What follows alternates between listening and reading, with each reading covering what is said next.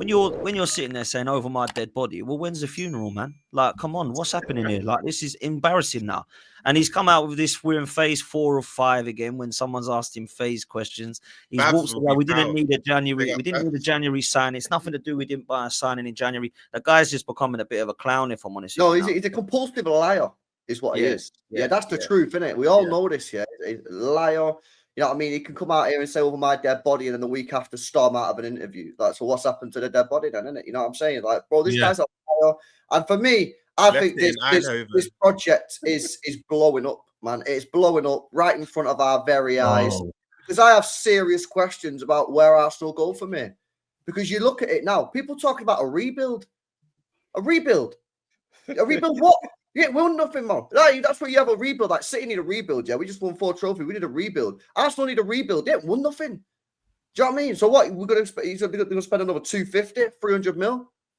You know what I'm saying? And like, then I see it at Potsy get this shit all the time. He was on my channel last week with the lads, and he's getting shit off Arsenal fans in my chat. You know what I mean? For very reasonable things. Here, what I think, yeah, as an outsider, I think a lot of the Arsenal fans, yeah, some of them now are becoming intolerant to other people's views and very reasonable views. Someone like me who's like not an Arsenal fan, I listen to Potsy speak. I think Potsy's like speaking facts and fair comment, and a lot of these Arsenal fans are intolerant to these views, man. And it's like, bro, at what point, yeah, do you actually, like, United won 2 trophies and still sacked Ten Hag?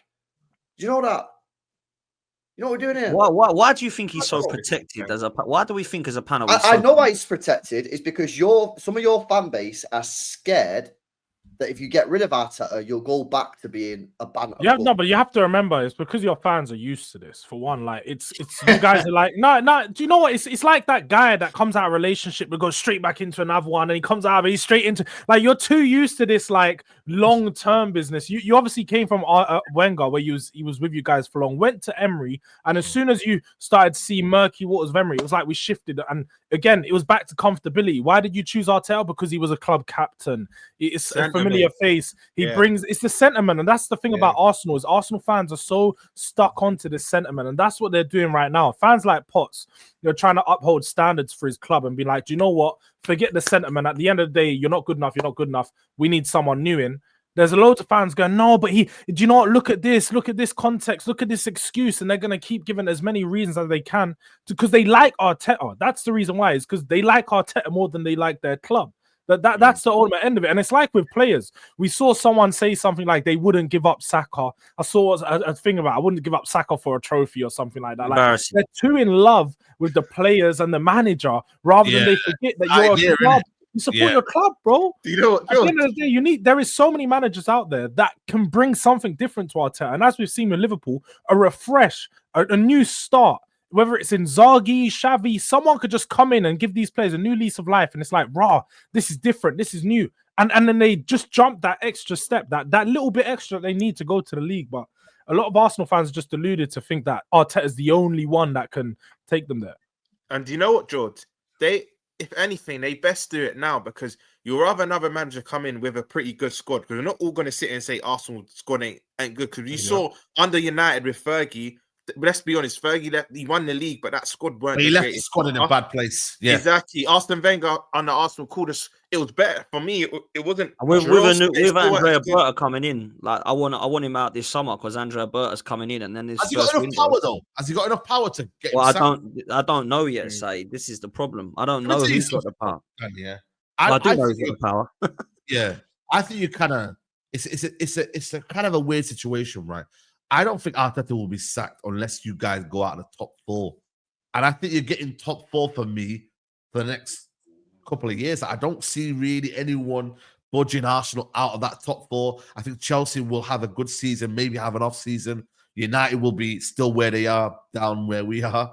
Tottenham, not the same as well. Like Man City, obviously, they're going to be back and whatnot next season. But Arsenal are going to still be where they are. They're going to still be competing. Yeah. So it's like, it's going to take something extremely bad. I think he's going to be here, whatever. I think maybe if we dropped out of Europe, then obviously there's a decision to be made. But I actually do believe even if he came 5th, which I think will get you Champions League, they'll keep him.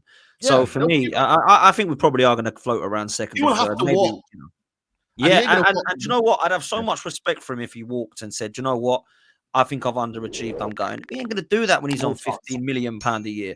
Yeah, so we're stuck with this guy. And, you know, if you were going to make a change from ownership level, yeah, this would be the summer to do it. Not for the fact that he's underachieved, but the fact that your new direction is now coming in with Andrea Berta and whoever you appoint. If it's Diego Simeone, Simone Inzaghi, I don't think Cronkies want managers like that, man. They want a manager that they're going to be a yes man to. They don't want people like the Conte situation at Spurs. They don't. That would happen if we got in somebody like Carlo Ancelotti or Simone. They're going to walk. Yeah? How much money have I got to spend? Well, 70 really, and try and get one like Rashford on loan or something. Yeah, that's what we do around here. Nah, they're going to walk. They say no, thank you. So it is an ownership problem from top. It's not just Mikel Arteta, but this guy's had enough time. I don't know a luckier manager than Mikel Arteta. 5 years in the job.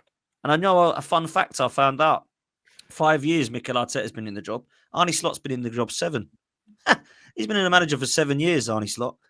And this guy, apparently Arteta's a novice. Well, this guy's walked in as a novice and he's won a Premier League. So 2 years more he's done it. I'm just like, do you know what? Let's actually just look at the situation now and realize that we're in a position where the guy just can't get us across the line. There's no doubt, and he's done a good job. It's a nice place again. We're competing again. We're challenging again. But I need someone to get me across the line, and I don't think it's this guy. And some of the signings that he's brought in now are proving that to be the case, that they just ain't good enough. That summer window of Sterling, Neto, Marino, and Calafiori is one of the worst I've ever seen in the history of the club. And then obviously in January, we did nothing on top of that. So no one tell me that we're in a great position with the last few windows, because we're an absolute mess. So that's where I'm at with it. And I don't think we're going anywhere with it. I thought yesterday it proved that we were just so blunt up front. It was embarrassing. We've got a position in midfield where we can't really get the balance right still. And I actually think that's been as bad in our midfield this season, other than Partey maybe, than our front three. That's where I will agree with Don. As much as I think Rice has been good in the last couple of games, I don't want him in the position Don's right. I don't want him in that position. Do you know what I'm saying? And defensively, it's all we've got. Literally all we've got. And we're still conceding goals. We haven't scored a corner since December against Fulham away. And we're a set piece LA people were singing for most of the season. We haven't scored them for a long time. We've been we did well there. We did well to manage them set pieces. I can't lie. Well, people always said that was never sustainable, because at some point, of course, I know Saka was great at set piece taking, but at some point, clubs would eventually fucking realize how to stop like fucking letting Arsenal score. And to be honest, it was a disgrace that the league took that long to actually sort it out. Do you know what I mean? But that was never a sustainable. Literally every time they got a corner, you thought they were going to score. Do you know what I mean? That was not sustainable, man. I think one of the problems with Arteta is that he is a good manager, isn't it?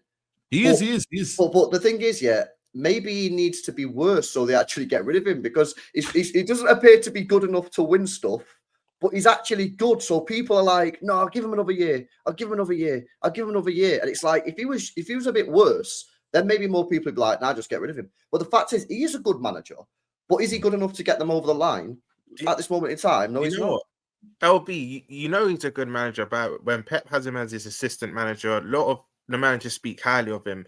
But I just think he used Arsenal as a stepping stone. He's used them for work experience. Like, his first job shouldn't have been Arsenal. And they were like, I don't think it's a stepping stone. I don't think he's going to get. I think no, LB. Do you know why I think it is? Because I actually believe, maybe not the Prem, but in other countries, I think Arteta will actually win things.